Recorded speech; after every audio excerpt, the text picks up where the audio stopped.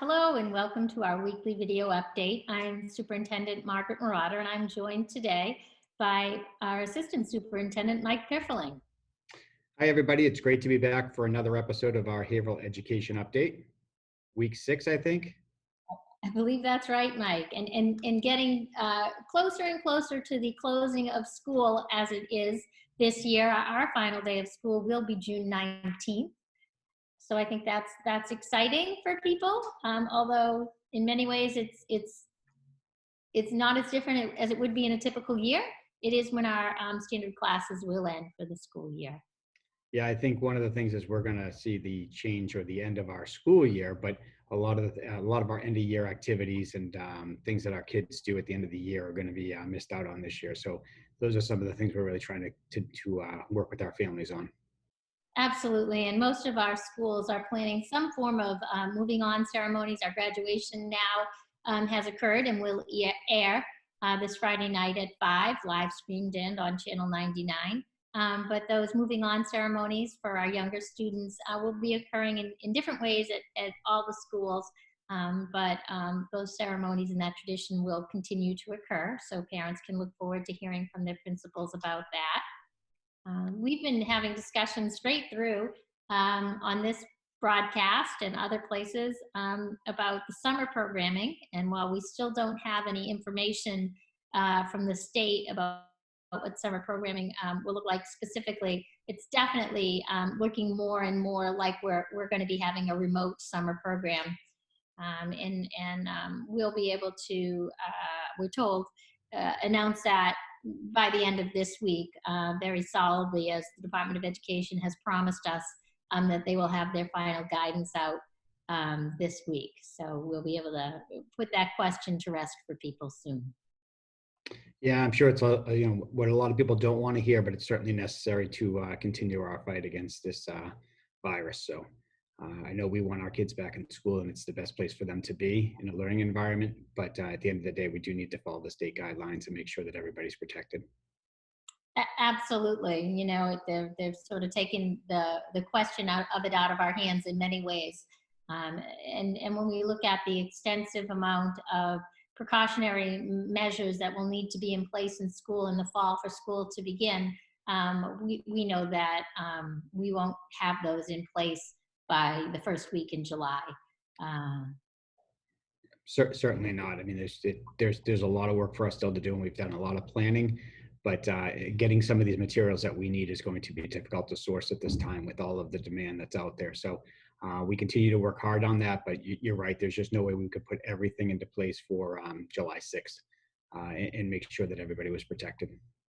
Right. And I imagine that's part of the decision-making process on the state's part, is that they know that they have very high demands in terms of assuring safety.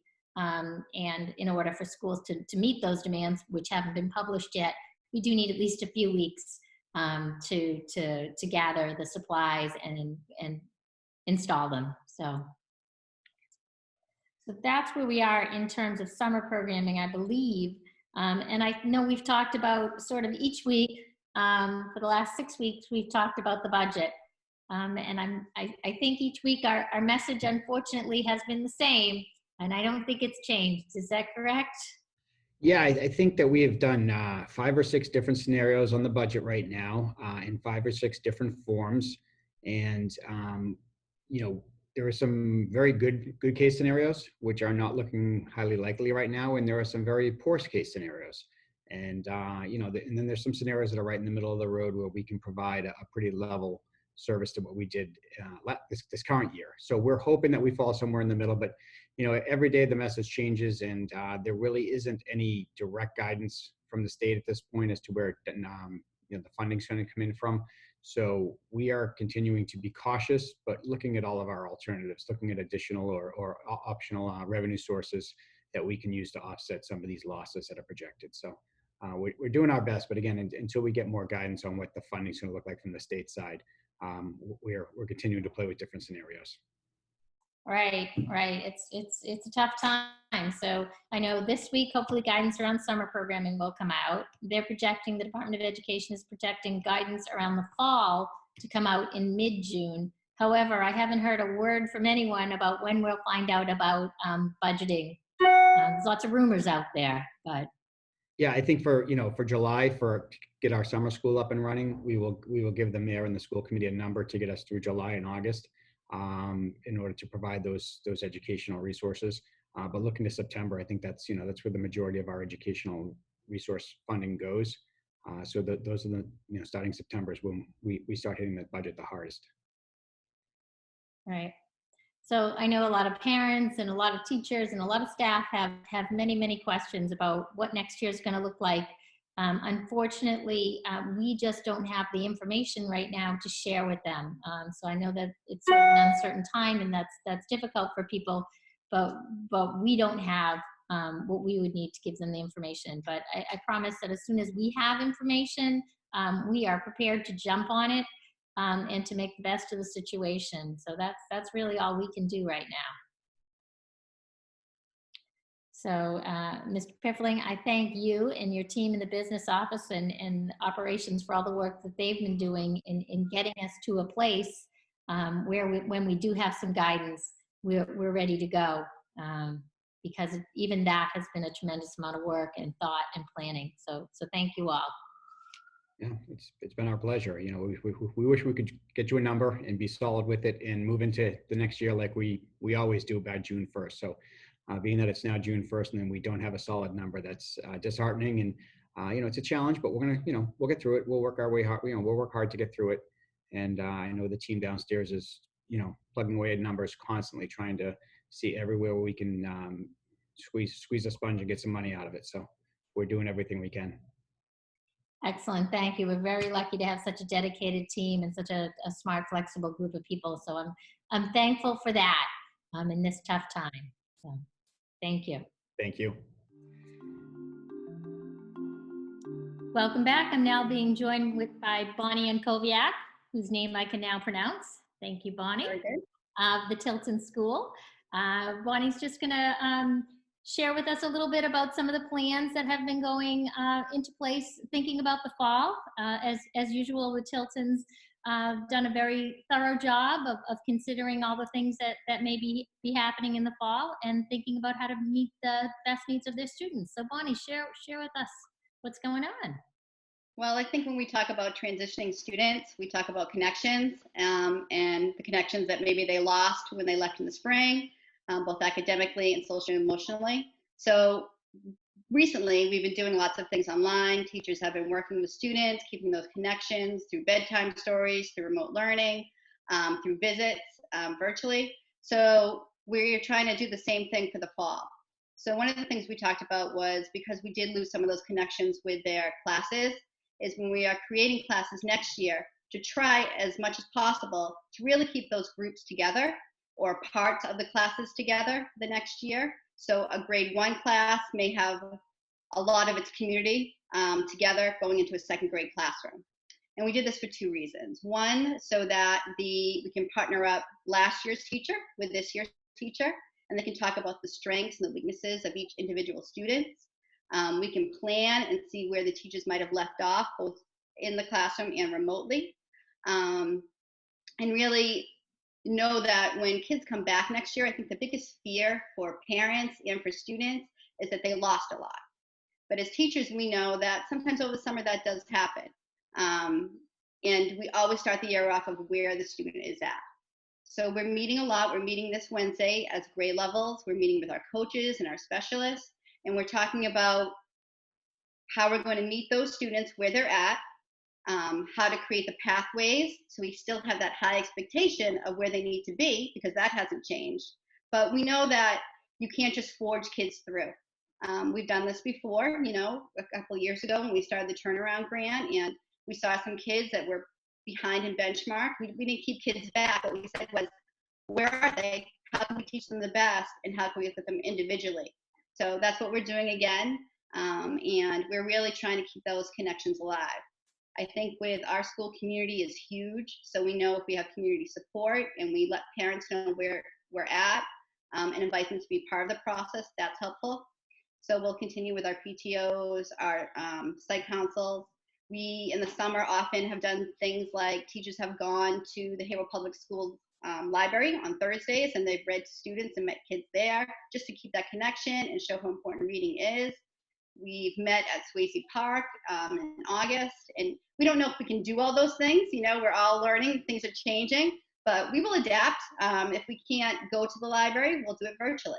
If we can't go to Swayze Park, we've gotten on a bus before and driven around to the neighborhoods, and we'll drive around the neighborhoods and we'll do it that way. But I think that all the Haverhill Public School teachers are working really hard to keep doing what they do best, but maybe tweaking it so that kids don't come in and feel like they're lost. We just really want that community, both academically and socially, to continue. Oh, that's great, Bonnie. Thank you. And one of the things you mentioned is kids that are behind. And I hear from parents that are concerned about their child being behind and wondering whether or not they should retain the child. I understand, you know, the parents' concern, but at the same time, pretty much all the students really across the world right now are behind. I'm not sure who they're behind or how they're behind, if everyone's behind, but I think, you know, it sounds like, you know, I know our principals are looking at that and our schools are looking at that, as you said. Yeah, I think we're looking at that really closely. And I think that's, you know, a huge concern. And we've heard that too from parents. Even my own child who's in school said, I don't know what I'm going to do next year. You know, in math class, I feel like I'm behind. And I think you got to take a breath and realize that everybody's in the same boat.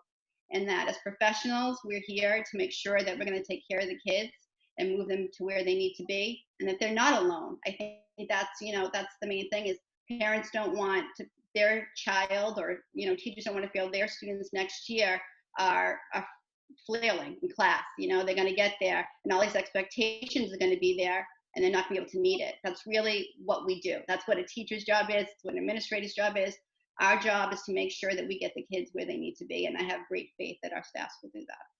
I agree, Bonnie, and you were kind enough to offer to come today, but I think all of our principals are doing the same thing that you're doing. Absolutely. And I think that all the principals are talking together too, so I think that's huge. We're all really learning from each other.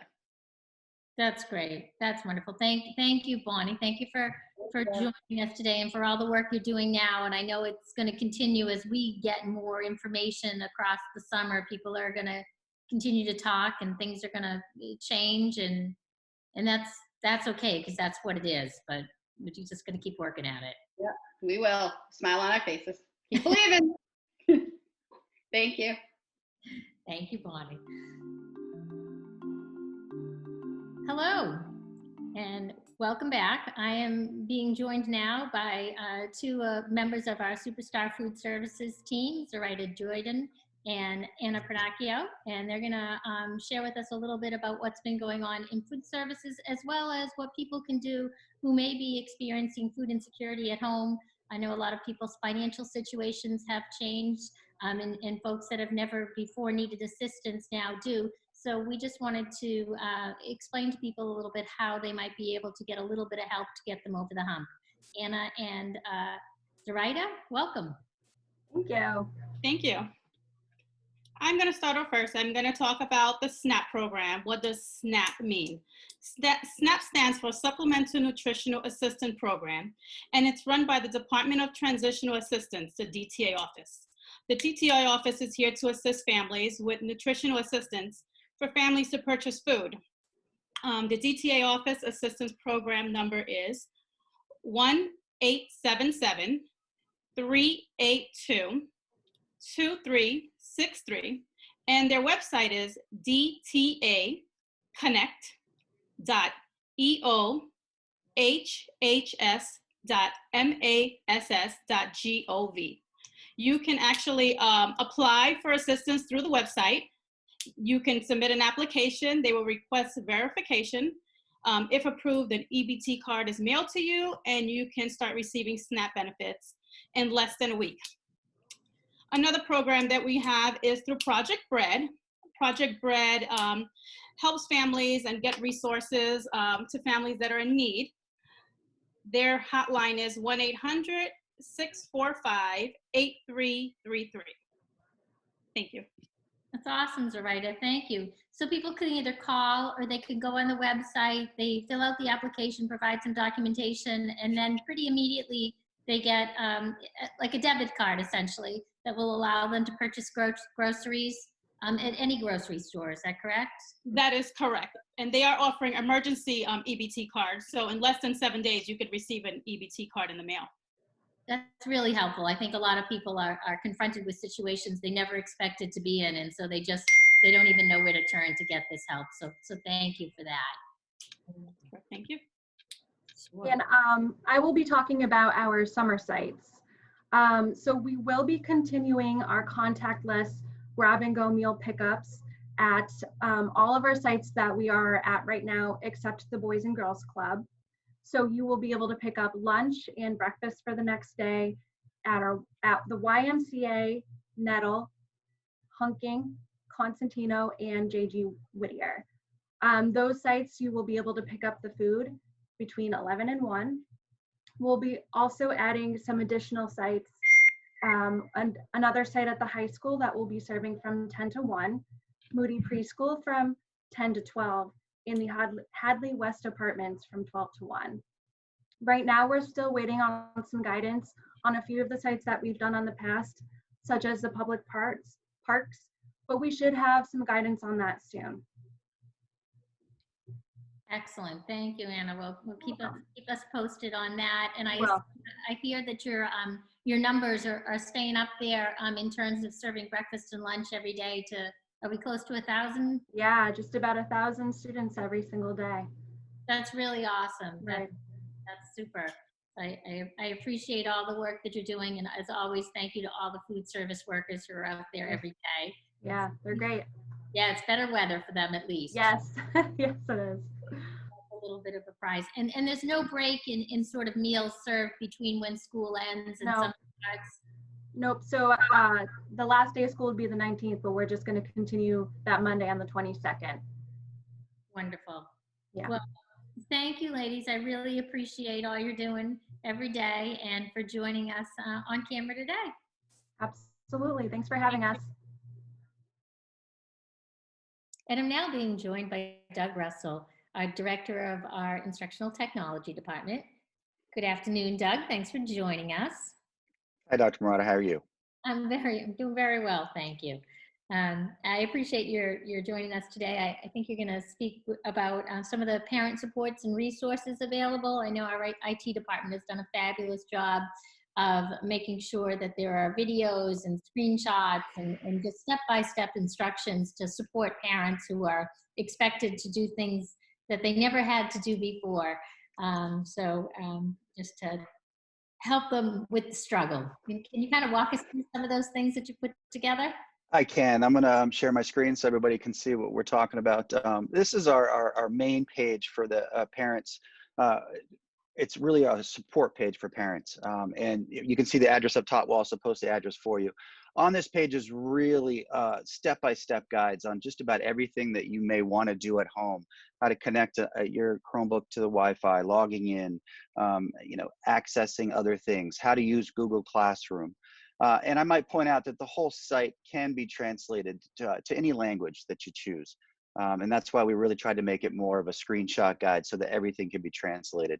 And one of the important things that I know a lot of people have been asking about is how do they access the parent and student portal so they can see their kids' grades, they can see their report cards. And right on that same page, just scroll down to the bottom, you get this area right here. It says, how do I access the parent-student portal for report cards? If you follow the step-by-step guide on this, it will definitely walk you through how to view those report cards. But I know sometimes people are like, I don't even know how to get on the portal. They may never have logged on to the portal before, even though we send out the information at the beginning of the year with their login and password information. They may not have logged in. The teachers may not have been using it as much, but now that we're at home, everybody really wants to get on it. So by clicking that link, you get to a new page. And this one right here has a little video that tells you all about the parent and student portal. It also tells you how you can get access to it if you haven't. And there is an email address. You can just email portalsupport@haverhill-ps.org.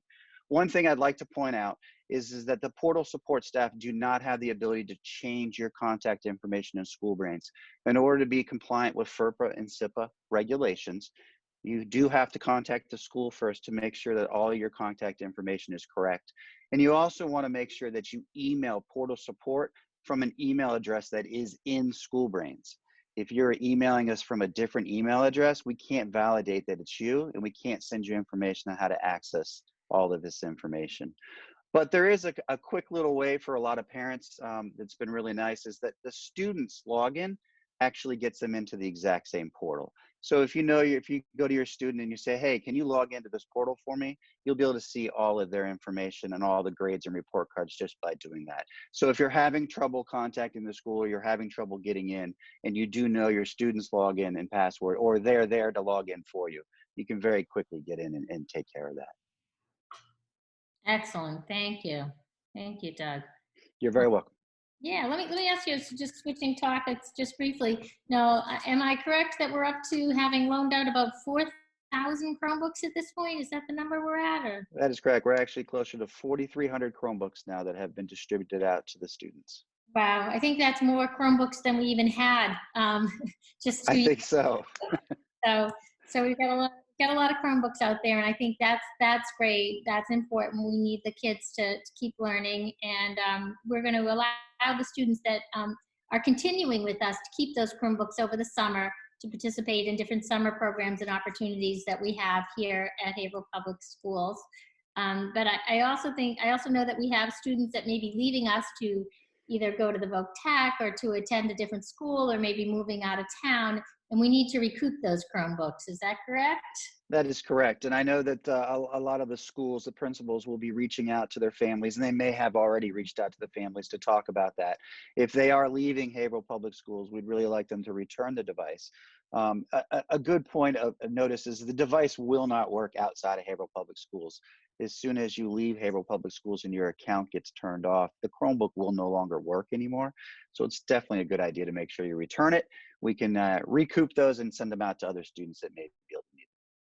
Absolutely, and other schools are also distributing Chromebooks to their students. So if your student is moving, maybe they're going to the Voc Tech or to a different school in the area, or maybe not in the area.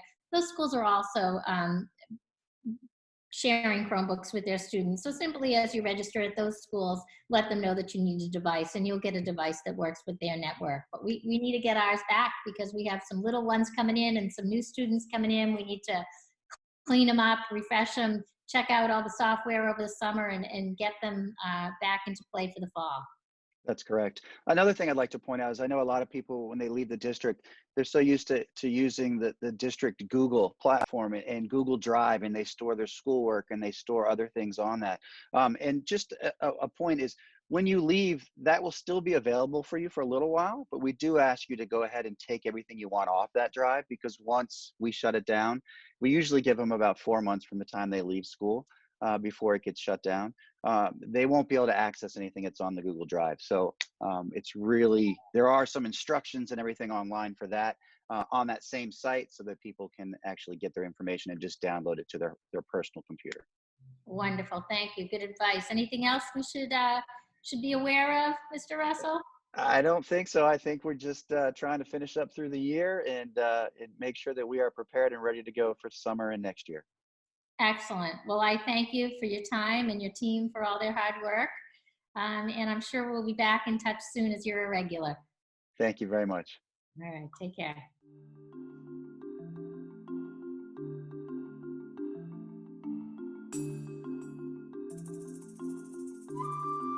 And I'd like to welcome Jamie Dion, our Director of Guidance for the Haverhill Public Schools. Jamie, thank you for joining us. Thank you for having me. Absolutely. We've had a couple of parents write in and ask some questions about the process of signing up for classes, and particularly electives at the high school, given that everything is now online. Could you walk us through that, maybe starting with the freshman process, as I think everything's new when you're a freshman and it's a little more frightening, and then maybe we can follow up with what the upperclassmen should be doing. Yeah, absolutely. Thank you. So the school closures occurred at the same time that we were ready to launch the course selection process for our incoming freshmen. And so what our middle school counselors did was they quickly reorganized the paperwork that was needed and turned it into a virtual online submission process. So any eighth grader, rising ninth grader, enrolling at Haverhill High School, had a link through their middle school to complete their requests for electives via a Google form. So counselors were able to collect this information from their eighth grade class and also identify those students who either had not responded or who had said maybe they were attending another school, just to kind of make sure that all students, regardless of their plans for the fall, had submitted some form of electives. But I do know that if there are families out there who still need to do that or feel that maybe their process wasn't as complete as they wanted it to be, there is still an opportunity to submit electives. So what I would say is if families do not have that Google link ready, because I do know that, we all get inundated with emails and requests and things like that, I would say just reach out to the middle school counselor at the middle school and they'll jump in and help out for that. And those are for elective classes. That's great. So that works well. If I'm at one of the middle schools that are part of Haverhill Public Schools, what about somebody who might be coming from the Montessori or from, a private school in the area? How would those kids get enrolled in electives? That's a good question. So I did release some of the information to the schools, but I do know that, where everybody's working remotely, I wanted to make sure that everybody had access regardless, what kind of was filtered through their schools. So for any student who is coming from an area school who isn't enrolled in, in Haverhill Public Schools at this time, the first step is really to reach out to our parent center and schedule that registration appointment so that we can make sure that the students are enrolled. And our registration center has been amazing with us, making sure that everybody's in is getting through. And then what I have is a Google form that's very similar to what is out there for our public school students, and families would be able to virtually submit their requests for electives via that Google form.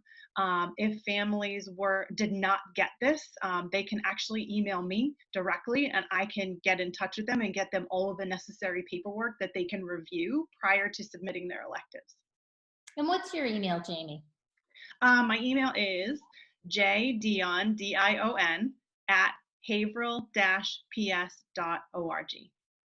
Wonderful, thank you. I hope that doesn't end up with you being inundated with emails, but maybe it does. Maybe that's a good thing because that'll mean that kids have their classes all set for the fall. And I know you've been wonderful in responding to people and supporting people who are confused because it's a little new, it's a little different. Yeah. Yeah. And so what about the upperclassmen, sophomores, juniors, entering seniors? How do they sign up for their different classes at this point? So I would say probably about, 90 to 95% of our students who are rising seniors, juniors, and sophomores were able to do in-person course selection with their counselors prior to closing. However, I do know that there's always those last-minute switch-ups in terms of interests or a student wanting to really kind of stretch themselves and take that AP class that they were thinking about.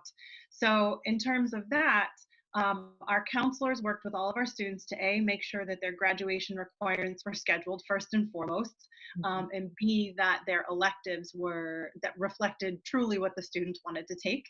So at this time, if there's a student who feels like they either need a change or maybe didn't complete that process, the high school counselors have weekly office hours. Our master schedule should be on its way soon, but for our current rising sophomores, juniors, and seniors, if there's any question of, can I change this or can I change that, it would be directly through their school counselor. So they should email their school counselor and the counselor will get back to them during their time. They work daily at this point, so they would be getting back to them shortly. Everybody should be checking their email pretty much daily. Yep, absolutely. Great, that's excellent. Anything else that we should know, Jamie, as we sort of roll into summer and start thinking about next year? I guess, the only other thing I would say is, there's a lot of balls up in the air. There's a lot in progress. But I would really encourage families and students to, just because, for example, the college search process looks a little bit different, don't put it off. You know, still, colleges have adapted just like we have, and they have really moved towards virtual information sessions, virtual tours. Our counselors have put out videos on how to do a college search, but to really still think towards the future, because in times that feel uncertain or unpredictable, we can still control a little bit of that. And I would encourage students to continue really researching their opportunities for the future, because they'll all have their day to, take that next step. Yeah, I think that's super important. Thank you, Jamie. I know right now things seem a little tough, and so people might be questioning their future, but if students don't plan and think about what's going to happen next, even though something different may happen, then doors could shut down for them. So I think we have to just continue and do the planning. Yes. Excellent. Well, thank you for joining us today. I appreciate your wisdom as always. Thank you. Thanks for having me. Absolutely. Take care. Alrighty, well, that wraps up another session of our weekly update for families and staff of Haverhill Public Schools. I appreciate you're all joining us today, and we'll see you again next week. If you have any questions, concerns, or comments in the interim, feel free to shoot me an email at superintendent@haverhill-ps.org. Let us know what you're interested in hearing about, and we will share it on next week's edition of the Weekly Update. Thank you, and have a lovely day.